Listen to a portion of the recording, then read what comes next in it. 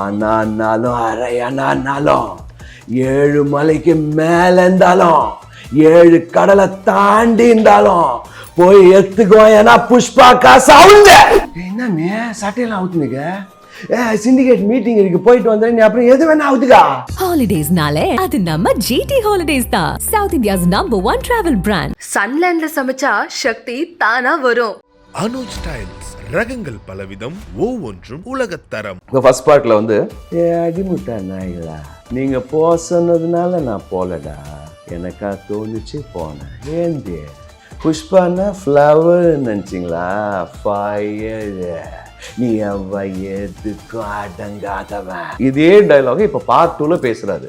ஆனாலும் அரையனாலும் 7 மலைக்கு மேல இருந்தாலும் 7 கடலை தாண்டி இருந்தாலும் போய் எடுத்துக்கோ. ஏன்னா புஷ்பா காசு அவுங்க.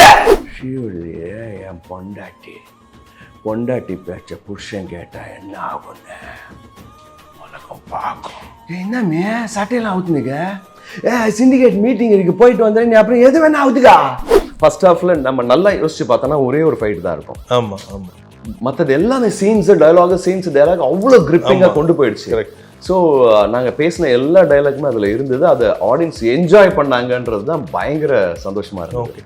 பட் அந்த பர்டிகுலர் டைலாக் பேசும்போது எங்களை அறியாமல் கண்ணில் தண்ணி வந்துருச்சு. ஏன்னா ஒரு கேரக்டராக இவ்வளோ நாள் அவமானப்பட்ட ஒருத்தர் ஏன் அந்த லேடி வேஷம் போட்டு ஒரு அம்மன் மாதிரி ஒரு வேஷம் போட்டு பண்ணுறாருங்கிறதுக்கு ஒரு ரீசன் ஒன்று. 4 டைலாக் தான் ஆடியன்ஸ்க்கு அது புரிஞ்சு கை தட்டினாங்க. என்ன நடந்தது தேவசேனா அப்படின்னா நம்ம பிரபாஸ் சார் மாதிரி இருக்கணும் அப்படின்னா, ராக்கி பாய்க்கு வந்து மே கம் இன் அப்படின்னா யஷோரோட ஞாபகம் வந்துடணும். இப்போது ஷாருக் சாருக்கு பேசுகிறாருன்னு மீனம்மா அப்படின்னும் போது ஷாருக் சார் வாய்ஸ், அவங்களோட டெக்ஸ்சர் ஒன்று இருக்குல்ல. அதே மாதிரி அல்லு அர்ஜுன் சாருக்கு வரும்போது சிவல்யா. புஷ்பா 2லயே எனக்கு தெரியாது 3யோட லீடு இருக்கு. கிளைமேக்ஸில் அந்த மேரேஜ் சீனோட தான் எங்களுக்கு டப்பிங் முடிஞ்சிடுச்சு சார். நான் தியேட்டரில் போய் பார்க்கும்போது தான் எனக்கே சர்ப்ரைசிங்கா. அண்ட் எஸ், ஹலோ சார், வணக்கம். வணக்கம் வணக்கம் சார். நடிகர்களுக்குள்ள ஒரு பெரிய போட்டி இருக்கும். யார்கிட்ட வந்து அதிகம் இந்த ஒரு 100 crore கிளப் இருக்கு, 300 crore. இது நடிகர்களை தாண்டி டப்பிங் ஆர்டிஸ்ட்குள்ள ஒரு சண்டைனா நீங்கள் போட்டியே இல்லாமல் முன்னாடி வந்து நிற்பீங்க போல. ஏன்னா கேஜிஎஃபாக இருக்கட்டும், புஷ்பாவாக இருக்கட்டும், இருக்கிறதுலே இந்த ஒரு 300, 400, 500, 1000 crore கிளப் எல்லாத்துக்குமே தமிழ் ஆடியன்ஸ்க்கான ஒரு பெரிய அறிமுகம். அவங்களுடைய குரலாக வந்து நீங்கள் நிற்கிறீங்க. ஸோ புஷ்பா சொன்ன மாதிரியே இந்த இன்டர்வியூ நடக்கிற நேரத்தில் போஸ்டர் ரிலீஸ் ஆகிருக்கு. முதல் நாளே 294 கோடி. சூப்பர். இது வந்து ஒரு பெரிய ஒரு இமாலய சாதனை. ஸோ அதில் தமிழோட பங்கும் பெருசாக இருக்குது. ஏன்னா நிறைய பேர் இங்கேருந்து எத்தனை பேர் தெலுங்கு வாய்ஸில் இல்லை தெலுங்குல பார்த்துருப்பாங்க தெரியாது.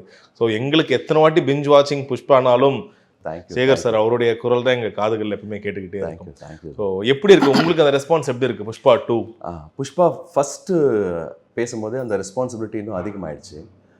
ஏன்னா மதன் கார்கி சாருக்கு தான் பெரிய நன்றி சொல்லணும். அல்லு அர்ஜுன் சார் என்ன ஒரு மேஜிக் பண்ணியிருக்காரோ அதை இங்கே ரீக்ரியேட் பண்ணும்போது இன்னும் ஒரு விஷயம் எக்ஸ்ட்ராவாக சேர்த்து பண்ணலான்னு சொல்லிட்டு நம்ம புஷ்பராஜ் தமிழில் பேசும்போது ரா வராது அப்படின்னு டிசைட் ஆகிடலான்னு சொல்லிட்டாரு. ஸோ நீங்கள் ஃபஸ்ட் பார்ட் பார்த்தீங்கன்னா அவர் பேசும்போது எல்லா டைலாகுமே ரா வராது. பேர் புஷ்பராஜ், ரா இருக்குது. ஸ்ரீவல்லி ரா இருக்குது. சந்தனக்கட்டை, மரம், இந்த மாதிரி எல்லா டைலாகுமே ரா கண்டிப்பாக இருக்கும். ஸோ ரா இல்லாமல் பேசினா எப்படி இருக்கும் அப்படின்னு மதன் கார்கி சாரோட ஐடியா. சார் ரொம்ப ஜாலியாக ஓகே சார் பண்ணலாம் அப்படின்னா எல்லா டைலாக்லையுமே ரா இருக்குது.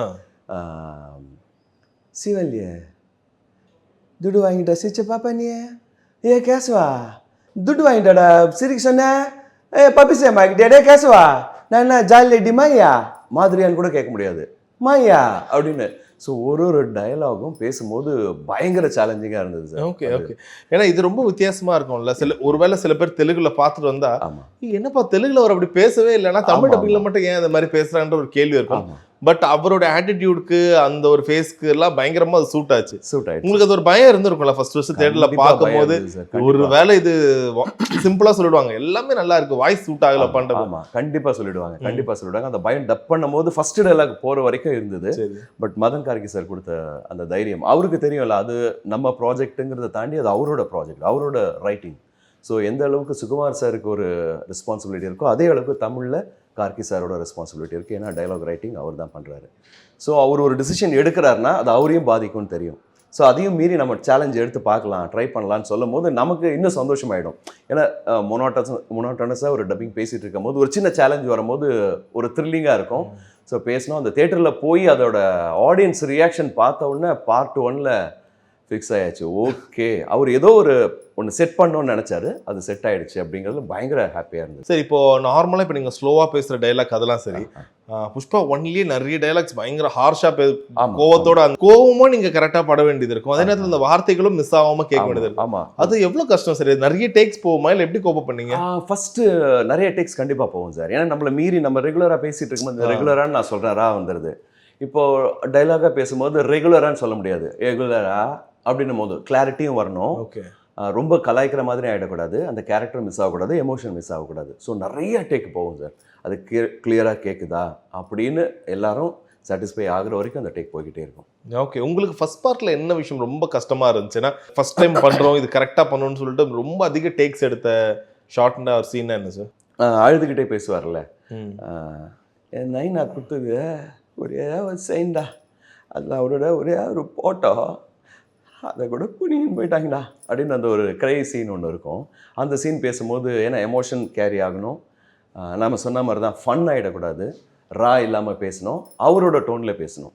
நார்மலாக நம்ம கத்தி பேசும்போது நம்ம அவரோட அல்லு அர்ஜுன் சாரோட அந்த ஒரு டிஞ்ச் என்ன இருக்கோ, அது அவரோட டோன் என்ன இருக்கோ அதை நம்ம மேட்ச் பண்ணுறதுக்கு மோஸ்ட்லி நம்ம ட்ரை பண்ணிட முடியும். இந்த காலே என்னது, இந்த காலம் என்னது, என் கால் மேலே நான் கால் போட்டுக்க, இப்போ முதலாளி மேலேயே போட்டுக்க அப்படின்னும் போது அவரோட வாய்ஸை ஓரளவுக்கு கொண்டு வந்துட முடியும்.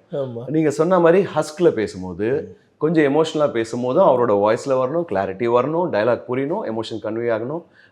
எல்லா டைலாக்குமே மோஸ்ட்லி நீங்கள் சொன்ன மாதிரி இந்த எமோஷன் ஷவுட்டிங் டைலாக் எல்லாமே சேலஞ்சிங்காக தான். பா, கிரேட் சார்.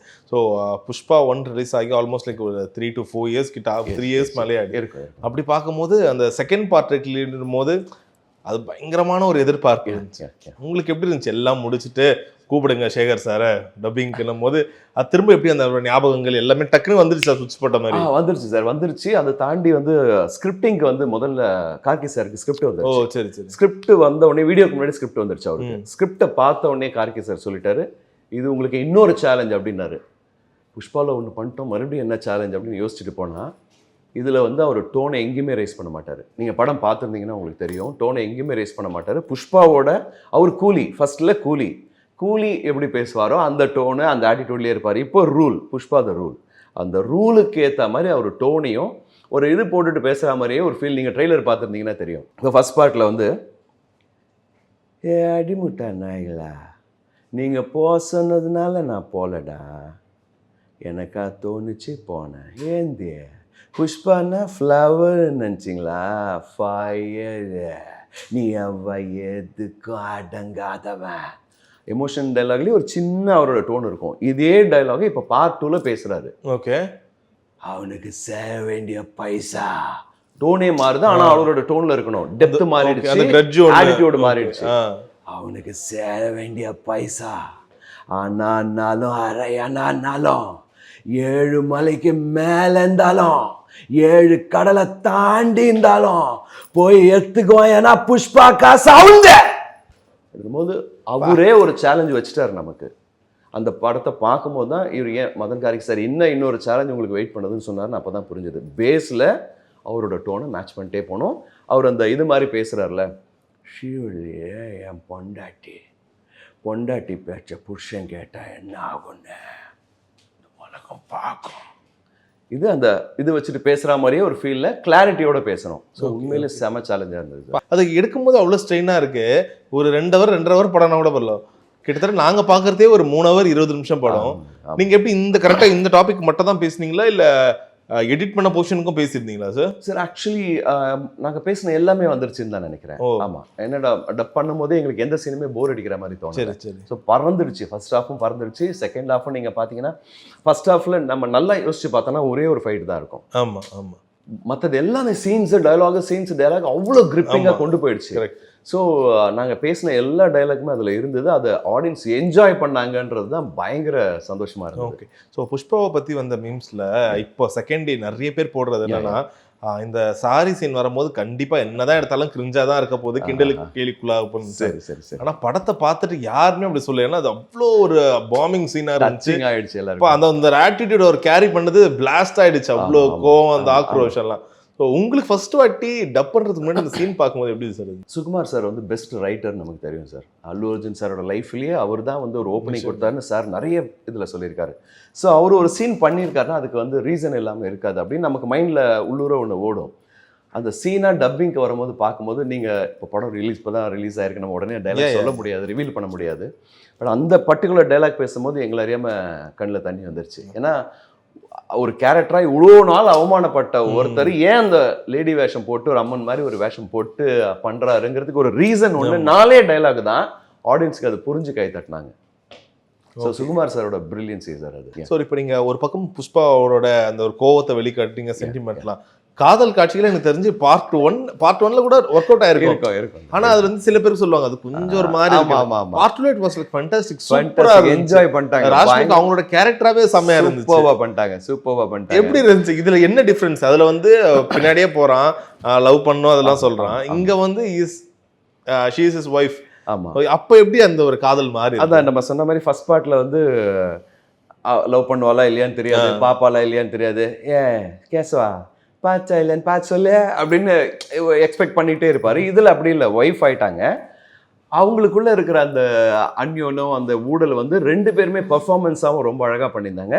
டயலாகவும் காக்கி சார் ரொம்ப பியூட்டிஃபுல்லாக எங்களுக்கு அந்த லவ் சீன்ஸ் வந்து நம்ம இஷ்டத்துக்கு விட்டாரு. உங்களுக்கு என்ன தோணுதோ பண்ணுங்க அப்படின்னாரு. பண்ணோன்னா இதெல்லாம் மட்டும் இப்படி ஒரே டேக்கில் பேசுறீங்க அப்படின்னாரு.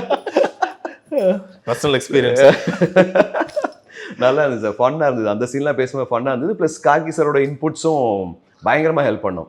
அதை சொல்லும் போதே அந்த டப்பிங்கே வந்து அந்த டப்பிங் என்வாயன்மெண்ட்டே பார்த்தீங்கன்னா கலகலகலன்னு ஆயிடும் சார். அப்பவே தெரியும் இங்கே இவ்வளோ ரசிக்கிறோம், ஒரு 500 பேரோட பார்க்கும்போது இது இன்னும் எலவேட் ஆகும் அப்படின்னு மைண்டுக்கு கன்ஃபார்மாக தெரியும். ஓகே, ஏதாச்சும் ஒரு ரொமான்டிக் டைலாக் இப்போ பார்ட் 2ல என்னமே சட்டையெல்லாம் அவுத்துனுங்க, சிண்டிகேட் மீட்டிங் இருக்கு போயிட்டு வந்தேன், நீ அப்புறம் எது வேணா அவுத்துக்கா. சரி, இப்போ புஷ்பா உங்களுக்கு தியேட்டர்ல போய் நீங்க பாக்குறீங்க, ஒவ்வொருத்தருக்கும் ஒவ்வொரு மாதிரியான ஒருத்தவங்களுக்கு அல்லு அர்ஜுன் தெரிவாங்க, இன்னொருத்தவங்களுக்கு சுகுமாரோட ரைட்டிங் தெரியும், மியூசிக் தெரியும். உங்களுக்கு பர்சனலாக எப்படி இருக்கும் பார்க்கும்போது? அந்த உங்களோட குரல் படம் முழுக்க கேட்குது, அந்த ஒரு கரகோஷம் எல்லாமே சொன்னால் பயமா இருக்கும் சார். ஏன்னா பெரிய ஹீரோக்கு பேசுகிறோம், அவங்க ஒரு மேஜிக் ஒன்று கிரியேட் பண்ணியிருக்காங்க, அது நம்ம தமிழில் பண்ணுறோம். அவங்க லாங்குவேஜுக்கு அவங்க என்ன பேசினாலும் அது அழகாக இருக்கும். அது அந்த லாங்குவேஜ்லேருந்து நம்ம லாங்குவேஜுக்கு மாற்றும் போது அது ஆடியன்ஸ் அக்செப்ட் பண்ணிப்பாங்களா, நம்ம கரெக்டாக தான் பேசியிருக்கோமா, அவங்க சாட்டிஸ்ஃபைடாக இருக்கிறதுனால தான் அவங்க மிக்சிங் வரைக்கும் போகிறாங்க. யார் மதன் கார்கி சார், இவங்க ரைட்டர்ஸ், அவங்க கூட இருக்கிறவங்க அசிஸ்டன்ட்ஸ் எல்லாருமே வந்து நல்லா இருக்குன்னு நமக்கு ஒரு தைரியம் கொடுத்துருவாங்கன்னா, ஆடியன்ஸோடு பார்க்கும்போது எவனோ ஒருத்தன் பேசுகிறான் அப்படிங்கிறதெல்லாம் தாண்டி அல்லு அர்ஜுன் சாருக்கு அந்த அவருக்கு ஏற்ற ஒரு குரல் தான் போகுது அப்படின்னு ஆடியன்ஸ் மைண்டில் ஏறுறதுக்கு கொஞ்சம் நேரம் ஆகும் சார். அது ஏறி அவங்க தன்னை மறந்து ஒரு இடத்த ஒரு டயலாக்கு கிளாப் தட்டுறாங்கல்ல, அப்போ தான் அந்த படப்படப்பு இறங்கும். உண்மையை சொல்லணும்னா, ஏன்னா இது பெரிய ஹியூஜ் மூவிஸ், பெரிய பட்ஜெட், பெரிய ரீச் இருக்கும். ஒரு சின்ன விஷயம் தப்பானா கூட மீன் மெட்டீரியல் ஆகிடும். ஸோ ஃபஸ்ட்டு நீங்கள் கேட்டதுக்கு ரெஸ்பான்சிபிலிட்டி எப்படி இருக்கும்னா பயமாக தான் இருக்கும். ஃபஸ்ட்டு கைத்தல் கொடுக்கறதா நம்ம பயத்தை அழிக்கிறதுக்கான பவரே. Okay, very well sir. சரி, இப்போ ஒவ்வொரு படங்களுக்கும் ஒவ்வொரு மாதிரியான விஷயங்கள் இருக்கும் சார். இப்போ புஷ்பா ரிலீஸ் ஆகிடுச்சு, பயங்கர ஹிட் ஆகிடுச்சு. நீங்கள் நாட் ஓன்லி புஷ்பா, இருக்கிறதுல பெரிய பிராண்டான யஷ் பாய்க்கும் சரி, புஷ்பா பாய் 2 பேரும் உங்கள் கையில் வச்சுருக்கீங்க. ஹவு டு யூ, நீங்கள் எப்படி அதை பிரிச்சுப்பீங்க? ஒவ்வொரு டானுக்கும் ஒவ்வொரு மாதிரியான ஒரு குரல் நீங்கள் தான் கொடுக்குறீங்க, அது எப்படி பிரிப்பீங்க சார்? சின்ன ஒவ்வொரு ஆர்டிஸ்ட்டுக்கும் அவங்களோட நேச்சுரல் டெக்ஸ்சர் இருக்குல்ல, வாய்ஸ் டெக்ஸ்சர் இருக்குல்ல, அது என்னன்னு பிடிக்கிறதுக்கு கொஞ்சம் நான் டைம் ஸ்பெண்ட் பண்ணுவேன். சரி, இப்போது பிரபாஸ் சார் ஆகட்டும், அவரோட டெப்த்து என்ன நடந்தது தேவசேனா அப்படின்னா நம்ம பிரபாஸ் சார் மாதிரி இருக்கணும். அப்படின்னா ராக்கி பாய்க்கு வந்து மே கம் இன் அப்படின்னா யஷோரோட ஞாபகம் வந்துடணும்.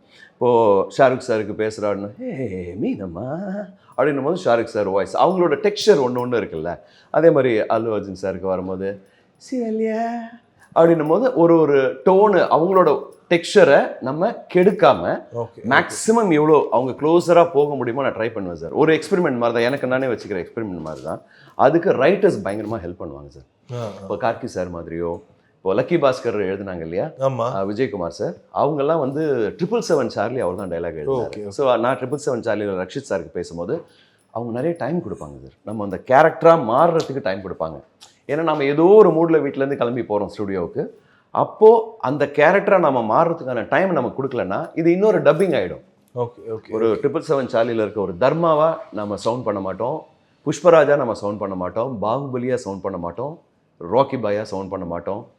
MS டோனியா சவுண்ட் பண்ண மாட்டோம். இந்த மாதிரி அதுக்கான டைம் அவங்க கொடுக்குறாங்கல்ல சார். இந்த மாதிரி இப்போ எனக்கு கிடைக்கிற ஒரு ஆப்பர்ச்சுனிட்டி, எனக்கு கிடைக்கிற ஒரு டைமும் மற்ற வாய்ஸ் ஆர்டிஸ்ட்டுக்கும் கிடைத்தால் இந்த மாதிரி நிறைய பேர் இங்கே நல்லா பெர்ஃபார்ம் பண்ணுவாங்க. ஒரு பக்கம் இப்போ புஷ்பா 3க்கான ஒரு விஷயம், ஒரு பெரிய லீட் கிடைக்குது.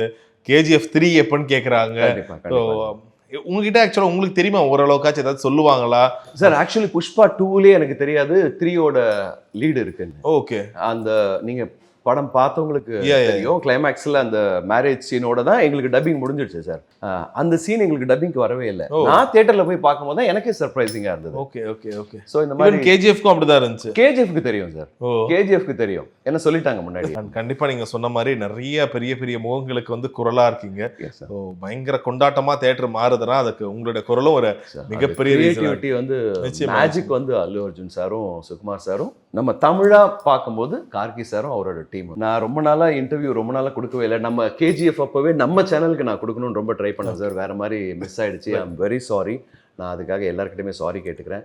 இது இன்னைக்கு வந்து எனக்கு ரொம்ப சந்தோஷமான ஒரு நாளா இருக்கு. ஏன்னா ரொம்ப நாளா நான் இங்க வரணும்னு நினைச்சிட்டு இருந்தேன். இன்னைக்கு தான் அதுக்கு புஷ்பா தான் எனக்கு வந்து ஒரு வழி கொடுத்துருக்காங்க. ஸோ ரொம்ப நன்றி. செவி கொடுத்தோருக்கும் இதயம் கொடுத்தோருக்கும் நன்றி. நம்ம இணைத்த நல்லுள்ளங்களுக்கும் அழைத்த தமிழுக்கும் நன்றி. வெற்றி திருமகள் என்றும் நம்மை பற்றி இருக்க சுற்றி இருக்கும் அத்தனை தெய்வங்களை வணங்கிக் கொண்டு வாழ்க தமிழ். ஹாலிடேஸ்னாலே அது நம்ம GT ஹாலிடேஸ் தான். South India's #1 travel brand. சன்லேண்ட்ல சமைச்சா சக்தி தானா வரும். அனுஜ் ஸ்டைல்ஸ் ரகங்கள் பலவிதம், ஒவ்வொன்றும் உலகத்தரம்.